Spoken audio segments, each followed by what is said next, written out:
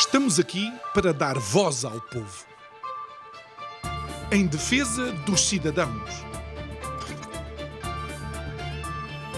pela dignidade humana. Todos temos deveres, mas também todos temos direitos. Será que existe justiça? Isto é o povo a falar. Estamos perto da Alfândega do Porto, um edifício emblemático onde documentos devem ter passado ao longo de muitos séculos de tudo aquilo que eram mercadorias que eram exportadas ou importadas precisamente aqui da cidade do Porto. E conta-se que em 1679 sai daqui uma embarcação cheia de barris de vinho do Porto com destino a Londres. Só que a meio caminho os corsários franceses tentaram atacar essa embarcação que, indo para alto mar, conseguiram fugir. Só que acabaram por ter que ficar em São João da Terra Nova, onde encontraram víveres e acabaram por reabastecer para seguir viagem. A única questão é que só tiveram as condições ideais passado toda uma primavera. Bom, assim que puderam, lá foram eles e, chegando a Londres, entregaram os barris cheios de vinho do Porto ao cliente. Acontece que aquele vinho do Porto tinha um sabor substancialmente diferente e bem mais agradável do que era esperado. Desde esse dia até então, todo o vinho do Porto encomendado passa a primavera em São João da Terra Nova. Enfim, coisas à moda do Porto.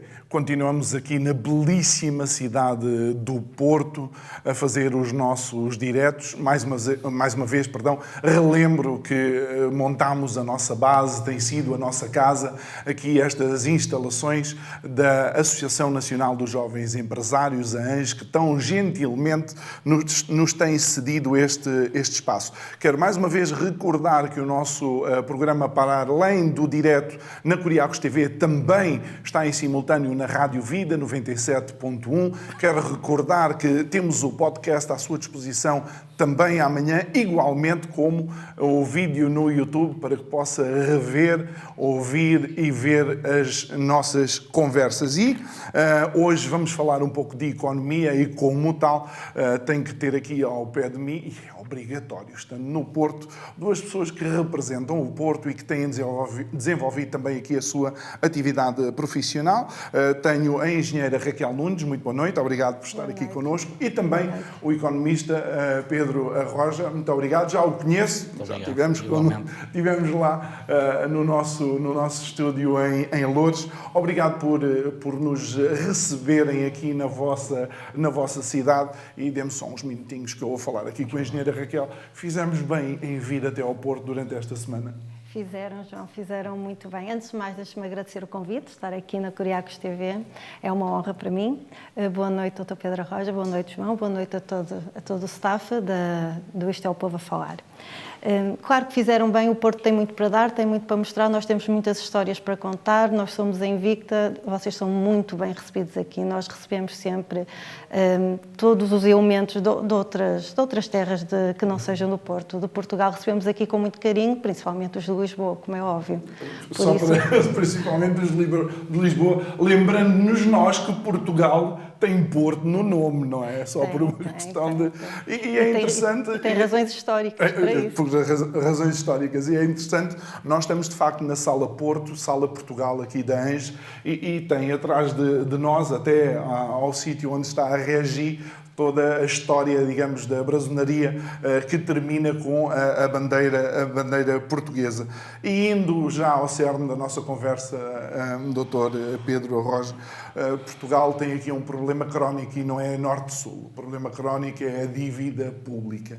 Se bem que existem países que utilizam a dívida pública e cedem a dívida pública em benefício dos seus cidadãos, aparentemente em Portugal a dívida pública só nos causa dores crónicas a nós, cidadãos.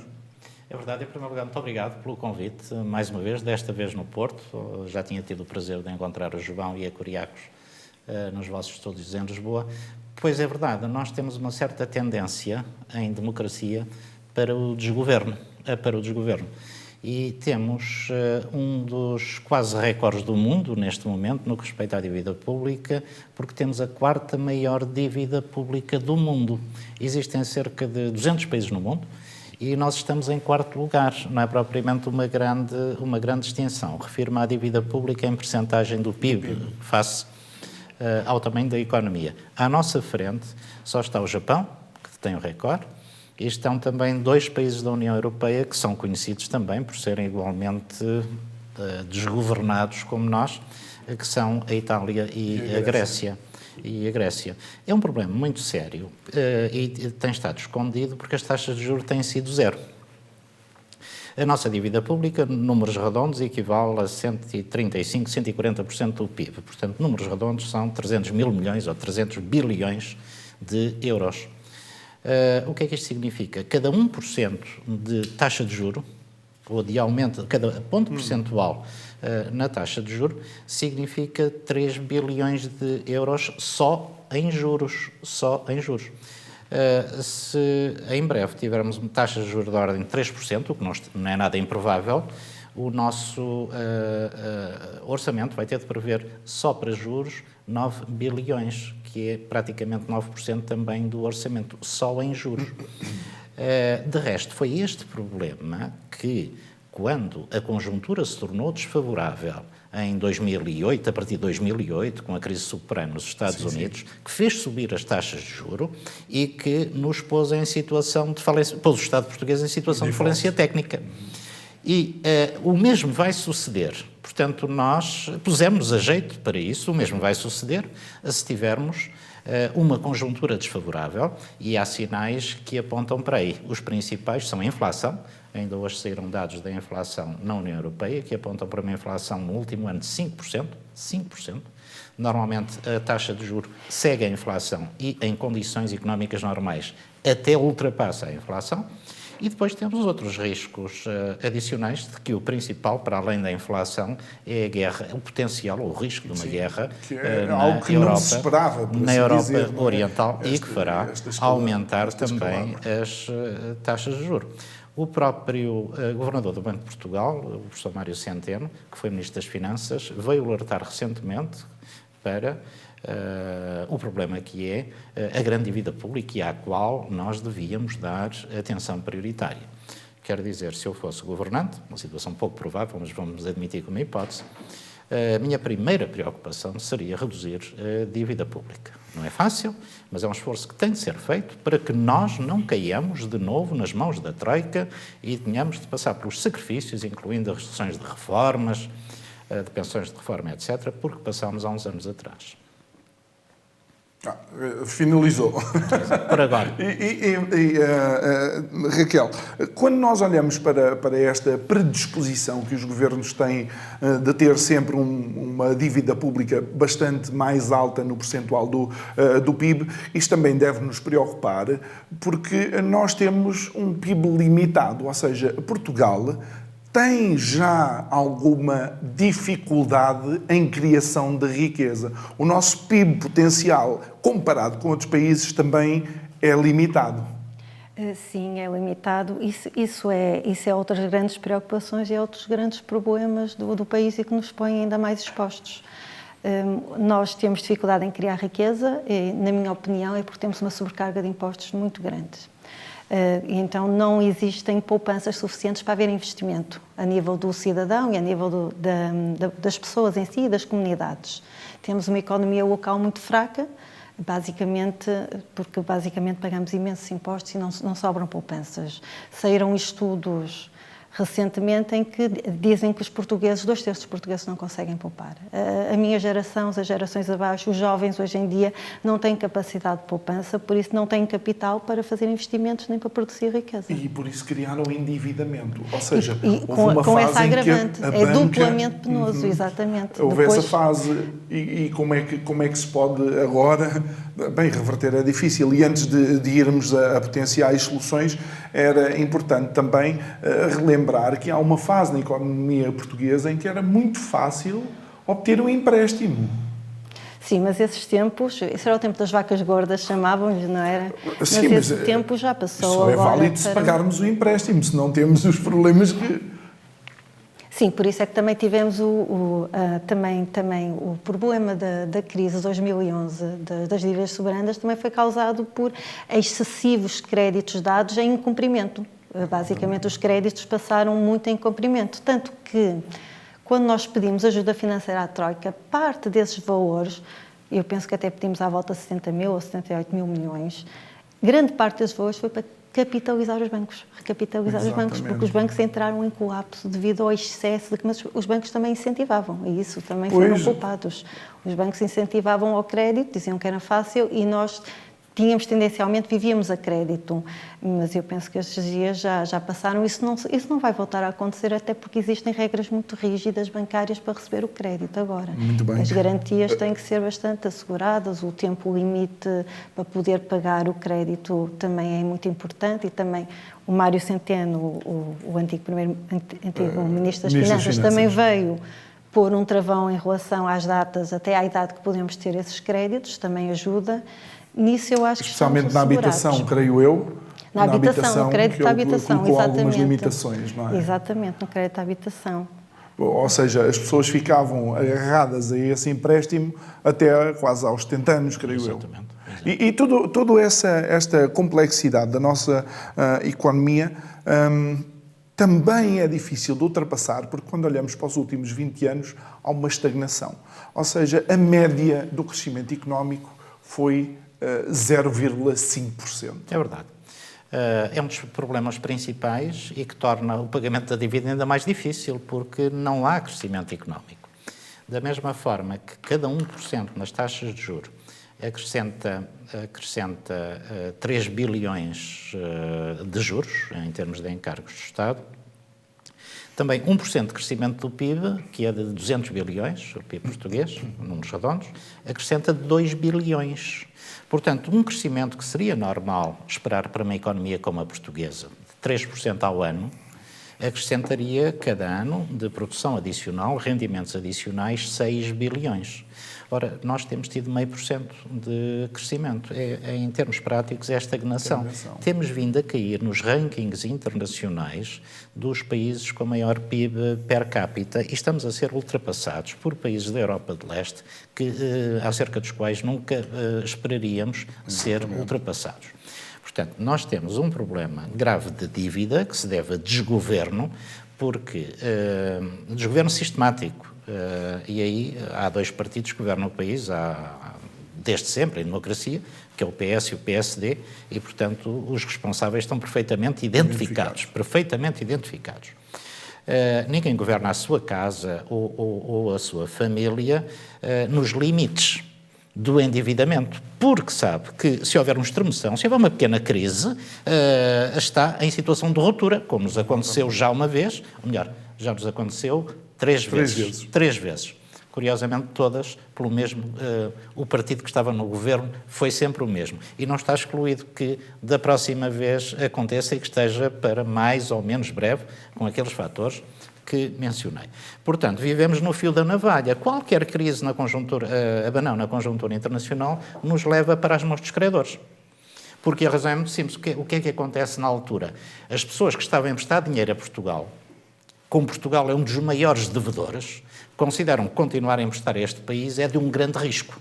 E, portanto, eles reduzem imediatamente os empréstimos a países como Portugal que estão sobreendividados. E cria-se então um problema que foi o problema que nos levou às mãos da Troika. Às tantas o Estado não tem dinheiro para pagar as suas despesas para pagar os seus funcionários. Doutor, mas quando olhamos depois para essa situação, há uma série de recomendações não, imposições da Troika, porque eles vieram cá, no fundo, para nos tirar da iminente possibilidade de não existir dinheiro sequer para pagar a parte da função pública. Algumas dessas recomendações parece que nunca aconteceram, desde a privatização da TAP, a questão da quantidade de funcionários públicos, e mais uma vez nós não temos nada, eu não tenho nada contra os funcionários públicos, há aparentemente uma diferença entre a quantidade de funcionários públicos que temos e a que poderíamos ou podemos ter. João Nuno, é pior do que isso que diz, de não se respeitar as recomendações.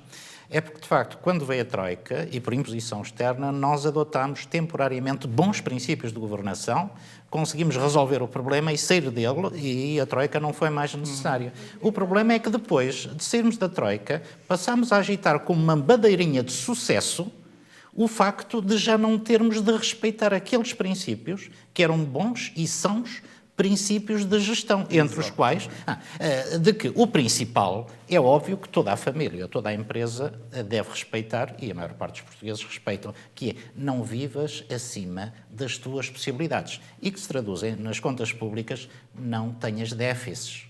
Ora, nós, desde a criação da democracia, em 1974 até à data, só houve um ano em que não tivemos déficits. Em todos os outros, já vamos para 48 sempre.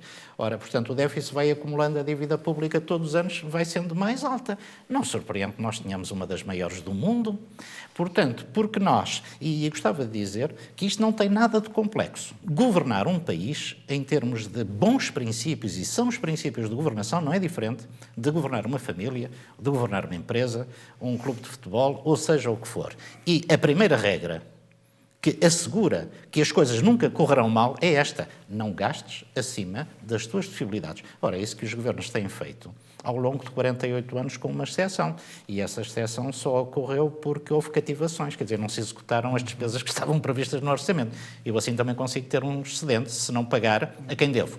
Sim, e mesmo assim, muito desse excedente foi mérito das medidas que a Troika obrigou o governo anterior. O ponto a que eu queria chegar é que nós não só acabamos de sair daquelas medidas que foram boas para pôr as coisas na ordem, começámos a agitar uma bandeirinha como sendo um sucesso, já não termos de respeitar as medidas da Troika. E até diabolizámos aqueles que tiveram a responsabilidade de implementar, e com sucesso, as medidas da Troika. Estou-me a referir, em particular, ao ex-primeiro-ministro Pedro Passos Coelho, que é uma injustiça extraordinária depois do bom trabalho que ele fez, também não tinha muita escolha, está funcionado pelos credores, dizer que, ou desvalorizá-lo enquanto primeiro-ministro, e agora agitar uma bandeirinha, dizer assim, olha, e agora vamos criar outra situação dessas, porque depois alguém um dia há de vir aqui resolver.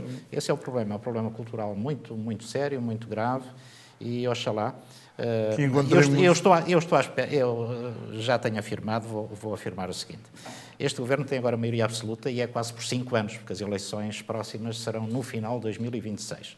Portanto, não tem oposição política que o derrube, mas há um fator que o pode derrubar no sentido dele próprio de ser levado a admitir-se, que é uma crise económica e financeira semelhante àquela que já tivemos, em que o país vai de novo à falência. E, nesse caso, o governo não tem desculpas, o partido que está no poder não tem desculpas, porque ele é que criou a situação, claro. Ele é que é responsável por ela. Portanto, o grande opositor previsível a este governo de maioria absoluta não é nenhum partido da oposição, não tem poder para derrubar a mudança. É ele mesmo e as suas próprias políticas. Exatamente, porque se é verdade que é o PS e o PSD que têm governado Portugal em democracia, muito mais anos o PS do que o PSD, e as 3 vezes que fomos levados às mãos dos credores, a primeira em 79, a segunda em 83, salvo erro, e a última em 2011, foi sempre por excessos de governos do PS. Muito bem. Raquel, quando olhamos para aquilo que é também o tecido empresarial, e estamos aqui no Porto, obviamente, reconhecidamente uma das zonas de inovação, uma das zonas de investimento, uma das zonas de grandes empresários e que construíram conglomerados que são multinacionais, mas há alguns economistas que dizem que Portugal tem sistematicamente apostado em setores que não são setores de crescimento sustentável ou sustentabilizado, como por exemplo o turismo, embora o turismo seja importante e nos deu N prémios. Só que há quem questione se de facto o turismo é sustentável e, entretanto, a pandemia demonstrou no turismo que foi logo um dos primeiros setores que sentiu as fragilidades. Sim, em relação ao Porto, efetivamente o Porto e aqui o Norte têm uma forte implementação industrial, acima de tudo, e acho que tem um contributo muito grande para o PIB a nível por paridades, por uma questão de paridades. Em relação ao turismo, eu acredito que o turismo é sustentável, eu acredito que o turismo vai acontecer sempre. Eu não acredito que uma pandemia é uma coisa tão extrema, que acontece tão raramente, é uma crise, que seja referência ou exemplo para pôr em causa o turismo. Eu acredito que o investimento no turismo, na área de hotelaria, e todos os negócios relacionados com o turismo e com o turista, em particular em Portugal, é muito sustentável, é muito bem-vindo. Porquê? Porque também nós fazemos turismo, nós promovemos o turismo para outros países que têm ordenados superiores, massas salariais superiores e que vêm para aqui e têm dinheiro para gastar. Entra muito dinheiro através do turismo nos países e a retoma que aconteceu depois da Troika em Portugal foi muito derivado também do turismo. O peso no PIB, mas esta pode ser a grande questão. E no Porto sentiu-se muito, isso claro. muito, e houve muito investimento, e houve muita recuperação do espaço urbano a nível, e neste momento investe-se muito na reabilitação. Porquê? Porque dá dinheiro, porque rende.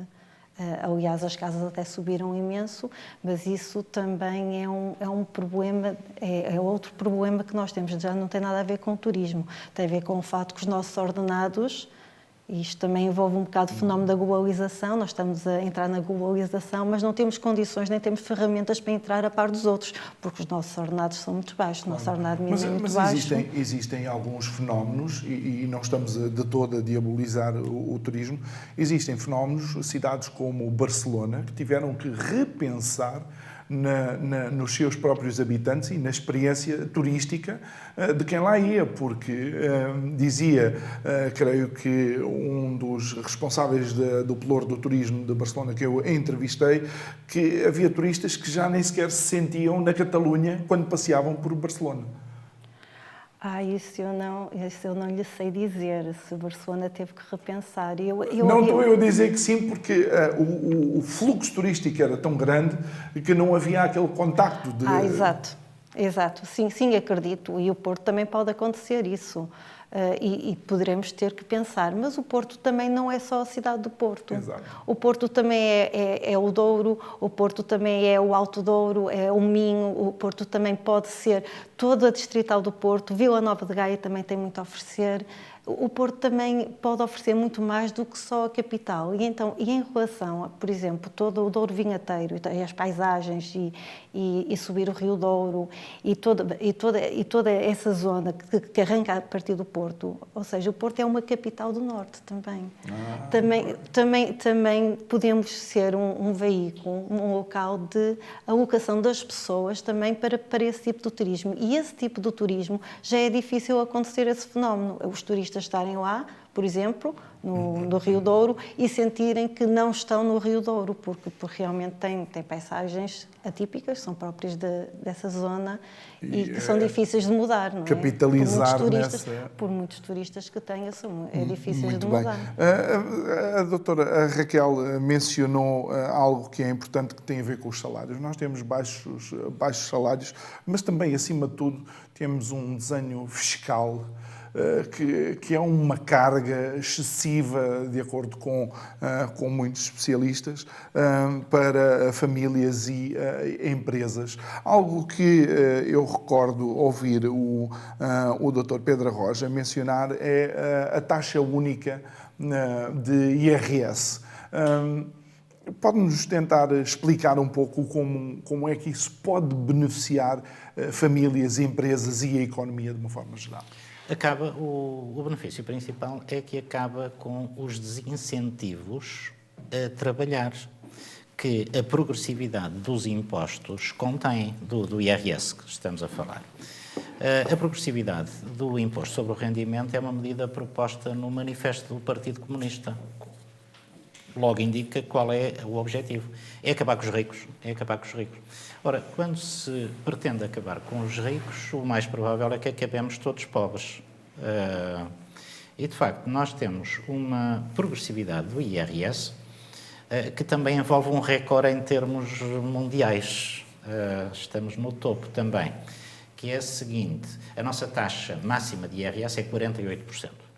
E é uma taxa que se aplica a níveis razoavelmente baixos de rendimento, este baixos entre aspas, comparado com outros países. A partir de 75 mil euros de rendimento anual, a taxa é de 48%. Em outros países, posso citar o caso da Escócia, a partir de 150 mil libras, uma taxa semelhante. Esta taxa de 48%, chamada taxa marginal, portanto a taxa lá no topo, é a 11ª maior do mundo. Em 200 países, só 10 países têm uma taxa marginal igual ou superior a esta. Esse é um problema. O outro problema é que a progressividade se aplica a níveis muito baixos de rendimento comparado com outros países. Ou seja, a classe média portuguesa paga facilmente a taxa de 42%. A classe média paga facilmente a taxa de 42%. Agora, a classe média é uma classe, que não é pobre e que às tantas diz assim, vou trabalhar bastante mais. Para quê? Para praticamente metade ficar no Estado? E aí está o problema da progressividade dos impostos. Desincentiva o trabalho e, normalmente, desincentiva as pessoas mais produtivas, que são aquelas que ganham mais, supondo uma economia baseada no mercado e no mérito. Porque se formos para o setor público, por exemplo, onde o mérito não prevalece de tal maneira, as pessoas mais produtivas, as pessoas que ganham mais não são necessariamente as mais produtivas, frequentemente são até bastante improdutivas. Agora, numa economia de mercado, aqueles que ganham mais são os mais produtivos. Ganham muito porque produzem um serviço ou vendem algum bem que as pessoas muito querem e, portanto, estão dispostas a pagar por isso. E o vendedor desse bem ou serviço, o seu produtor, ganha muito. Portanto, é uma pessoa que devia ser estimada, devia ser encorajada, devia ser levada, encorajada a trabalhar e a produzir mais, mas não a mentalidade vigente em Portugal é que quem ganha muito deve andar a fazer uns truques, umas desonestidades quaisquer, e, portanto, devemos penalizar essas pessoas. Criou-se especialmente nos últimos anos. Eu diria a partir do governo da Geringonça, e por causa de alguns partidos que estavam metidos na Geringonça, a ideia de que uma pessoa que ganha muito, ou um empresário, em geral, mesmo que seja um pequeno empresário, é um criminoso. E, portanto, que deve ser penalizado de todas as maneiras. E uma forma de o penalizar é tirar-lhe impostos para cima. Aquilo que algumas correntes de pensamento económico, e que é praticado em vários países, sobretudo de leste. Sim. Os países de leste. Porque os países de leste é uma taxa única. Uma taxa única, que de resto já existia aqui em Portugal no tempo do Estado Novo. Havia uma taxa sobre rendimentos de trabalho, os impostos eram parcelares, era o imposto profissional e era uma taxa de 20%. Sobre os rendimentos de trabalho, todos, havia um nível de isenção, não estando dentro desse nível de isenção, todos os rendimentos de trabalho eram tributados a 20%.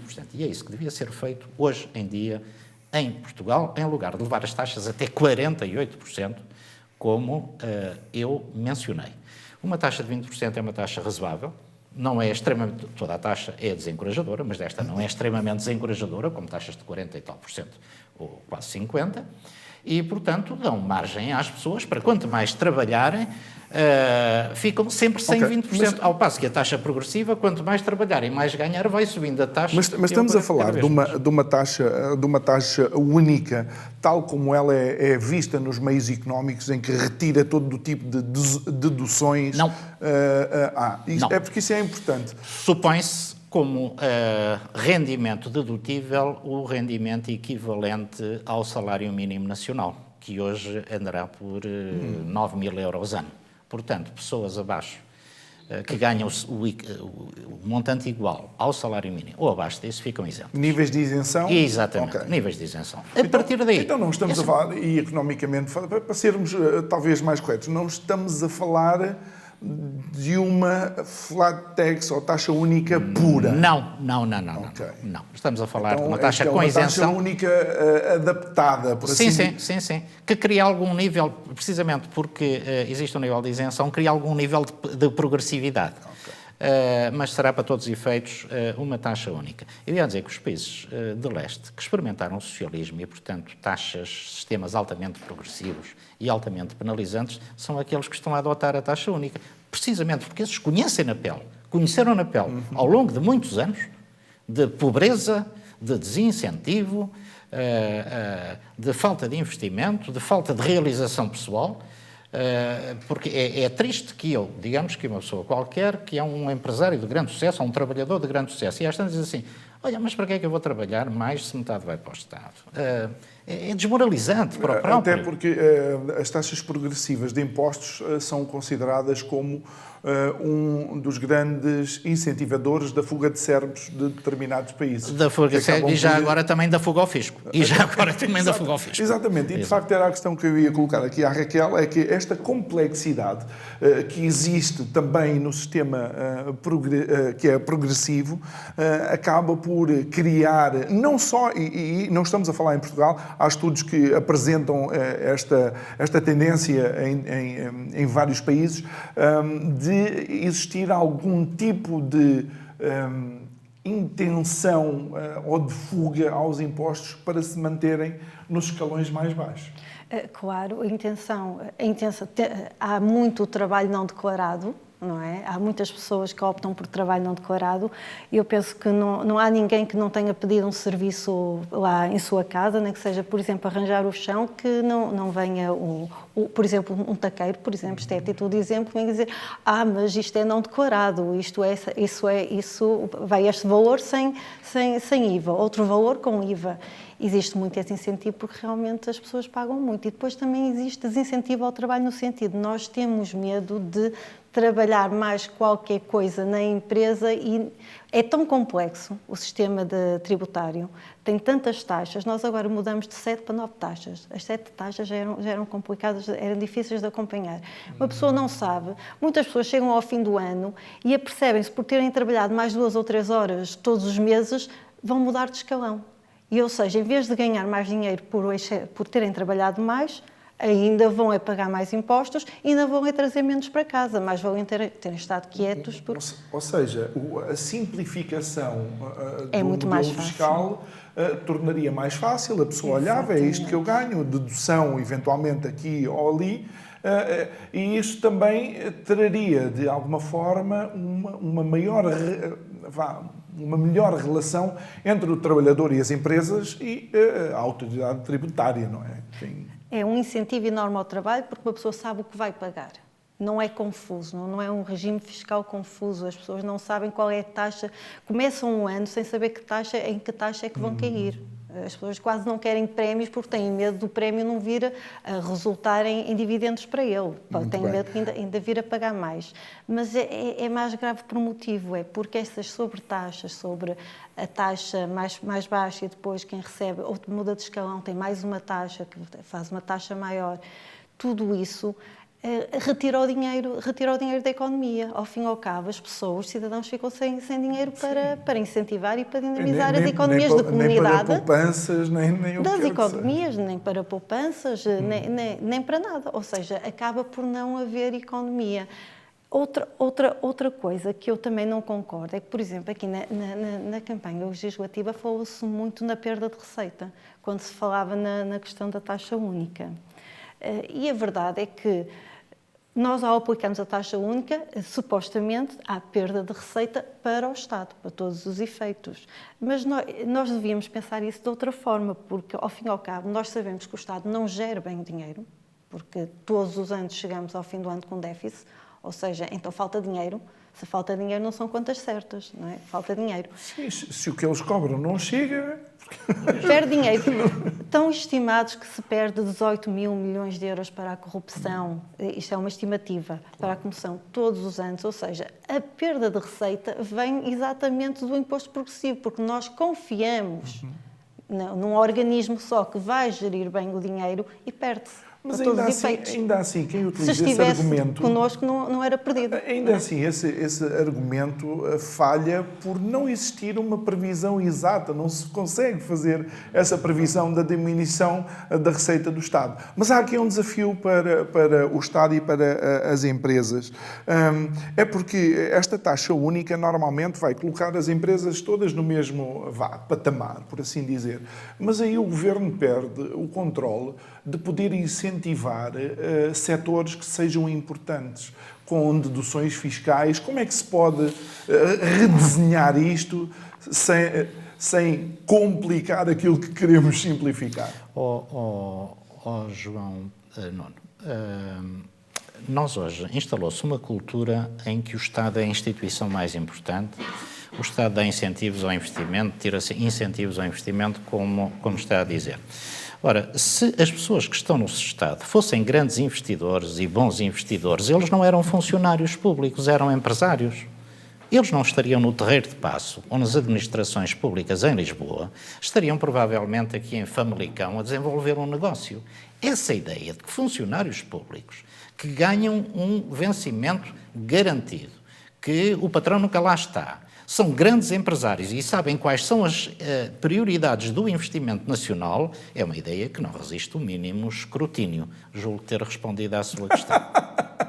Sim, de alguma forma sim, mas há situações em que obviamente o Estado tem que ter alguma presença e deve incentivar a economia e os privados olharem para isso, nomeadamente quando falamos, por exemplo, no setor energias renováveis ou quando falamos de alguma sustentabilidade, quando falamos na necessidade de tornar, por exemplo, as casas mais eficientes a nível energético e, por exemplo, Portugal é um país onde as pessoas morrem de frio dentro das suas casas. Se não houver esse incentivo, como é que nós, com o fraco poder de compra que temos, poderemos investir e melhorar as nossas casas? Essas são, então, prioridades políticas, não propriamente oportunidades de investimento. Vou responder.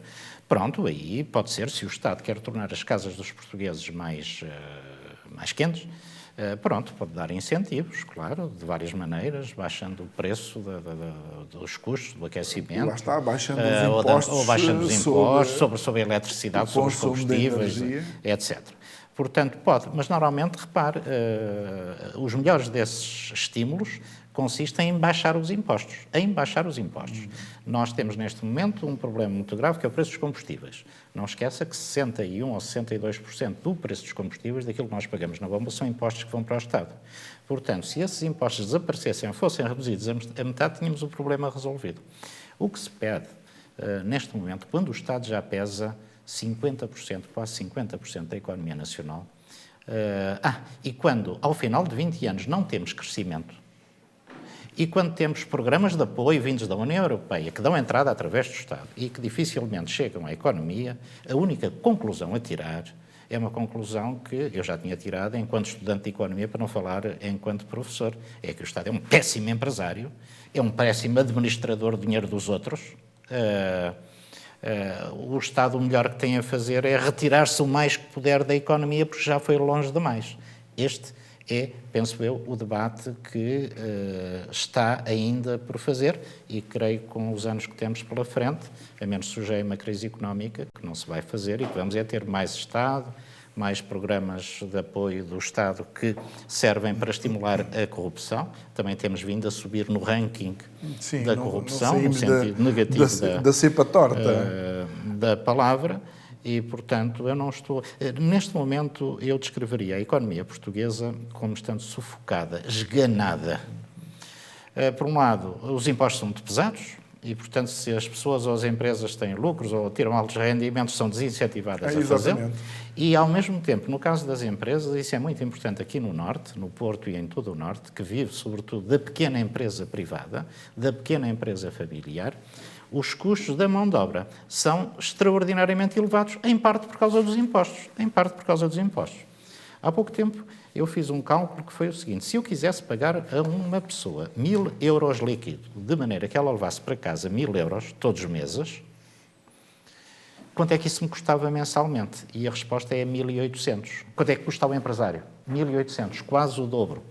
Quer dizer, uma pequena empresa que empregue alguém a pagar 1.000 euros líquidos por mês vai-lhe custar 1.800 por mês, quase o dobro. E isto é feito dos impostos que tem de descontar para a Segurança Social, para o IRS, mais aquelas taxas, o IRC, etc. Portanto, nós temos de tirar o estado da economia com urgência. Acho que não o vamos fazer tão cedo, uma vez que quem pôs as coisas neste estado foi precisamente quem, maioritariamente, ou ao longo da maior parte dos anos, tem governado o país. E antes de abordarmos aquilo que tem sido o tema recorrente em todos os programas, que é a regionalização, ainda queria perguntar aqui à Raquel, mas há aqui algo que os impostos progressivos aparentemente defendem as pessoas em momentos de grande crise, uma vez que, se a pessoa baixa de rendimento, também baixa de escalão. Haverá neste desenho do imposto único, de alguma forma, um abrir porta a que pessoas com menos rendimentos, depois, se passam por situações de crise, sofram um pouco mais? Eu penso que não, João. Eu acho que aqui a taxa única já tem um patamar de isenção para o caso dos contribuintes que realmente estiverem em grandes situações, dificuldades económicas, ou que deixam o seu ordenado, a sua massa salarial até esse patamar. E parece-me que o objetivo da taxa única, mesmo que comece uma taxa um bocado mais elevada, o caminho é aqui tentar reduzir gradualmente o imposto para todos. A taxa única também permite que o próprio cidadão faça as suas poupanças, faça os seus investimentos, invista em planos de futuro que o vai assegurar também em caso de alguma dificuldade futura também. E depois tem que haver mecanismos, e aí eu acho que o Estado é importante, o Estado tem que existir, como é óbvio, nestes mecanismos de regulação e também de intervenção, nesses casos em que haja dificuldades, em que haja crise, em que haja perda de pessoas que estão com perda de rendimentos, famílias em dificuldades. Tem que haver mecanismos para as pessoas recorrerem e continuarem a ter os seus rendimentos e bem, e possam continuar a viver bem. Mas isso também não acontece. Neste momento as reformas também são muito baixas. As subvenções em caso de necessidades também são muito baixas. Nós vemos pessoas, os nossos mais velhos, vemos pessoas na rua a pedir, eu pelo menos aqui no Porto, não sei se o João isto é o Paulo a falar, já reparou, mas vemos pessoas, nossos mais velhos, a pedir nas ruas, e se falar com essas pessoas, com os nossos mais velhos, eles explicam: eu recebo este tanto, mas tenho que pagar a casa este tanto, chego ao dia 25 ou ao dia 20, já não tenho dinheiro para comer e para o medicamento e já não... Eles explicam, por isso. Os mecanismos também não estão a funcionar. A taxa única vai garantir uma coisa, que há mais dinheiro na população, que nós temos a possibilidade, como cidadãos, de fazer as nossas poupanças, de precaver o nosso futuro em caso de alguma emergência também, e depois o Estado terá que ter mecanismos para nós recorrermos, mas bem, futuramente, que todos queremos ter uma reforma, mas uma reforma que possamos viver bem, não com grandezas, nem grandes benesses, mas que possamos viver bem, que não passemos fome, nem temos que contar o nosso tostão até ao fim do mês. Muito bem. Eu penso que isso não é uma realidade, isso tem que ser desmistificado. Exato. Relativamente ainda, e eu recordei-me agora desta situação, existem algumas pessoas que têm receio que este imposto, esta taxa única, possa afetar também poupanças, uma vez que as poupanças muitas vezes são incentivadas por uma taxa de benefício fiscal mais baixa. Não, só pode, se a taxa for... Eu apontaria para uma taxa de ordem de 20%, como taxa única, entre 20% e 25%. tendo em conta que neste momento a estrutura é bastante, a taxa média é bastante quase o dobro, elevada, não é? ou pode ir até ao dobro. Só vejo incentivos à poupança, com uma taxa da ordem de 20%, que seria o meu número a longo prazo. Portanto, não vejo quaisquer possibilidades de desincentivos. Desincentivar a poupança. Muito bem.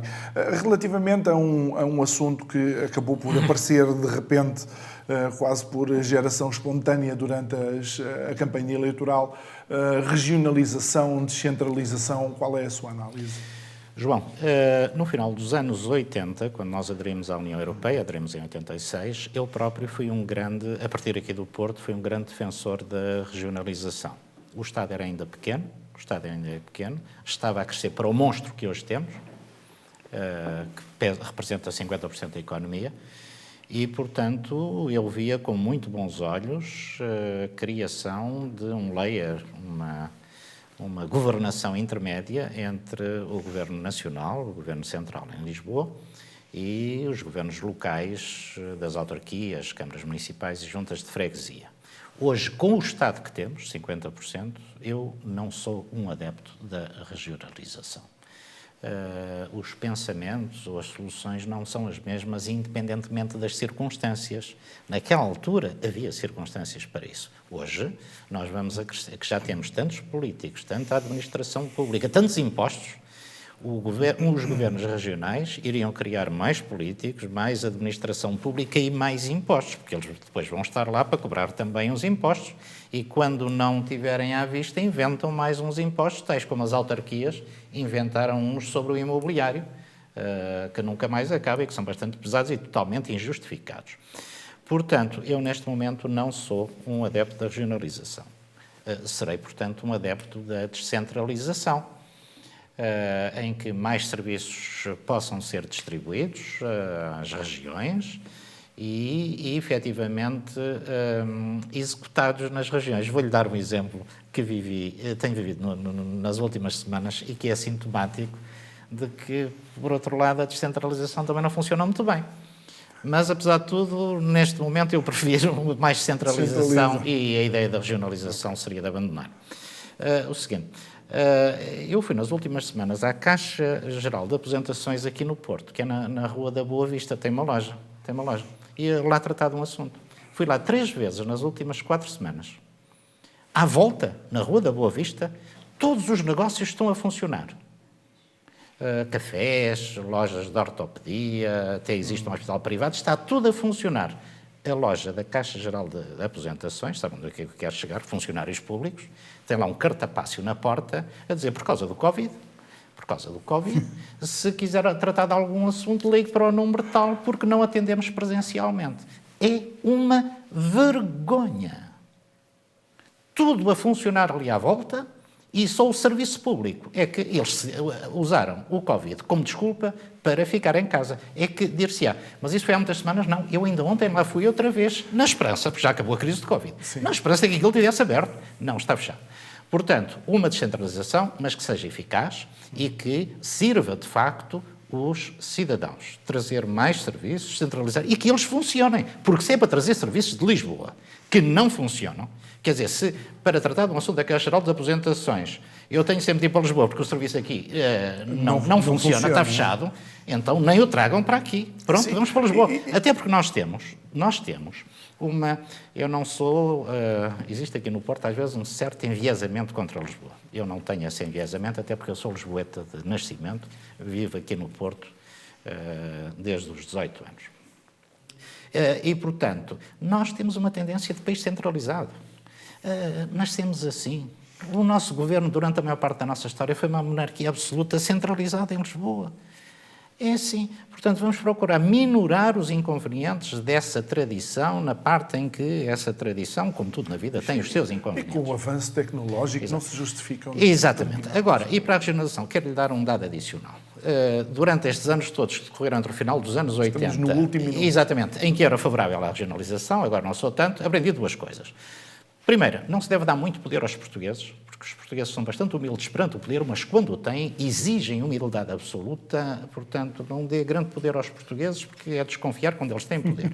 Segundo, olhando para aquilo que se passou em Espanha, e especialmente na Catalunha, eu receio que às tantas a regionalização, o Porto perde com o Benfica, e aqui o Governo Regional do Norte zanga-se com o Governo de Lisboa, exige a separação, começa a ameaçar com a separação. E lá vamos, ter problemas que neste momento não temos. Muito bem. Felizmente. Dr. Pedro Roja, muito obrigado. Engenheira Raquel Nunes, obrigado por terem estado aqui connosco.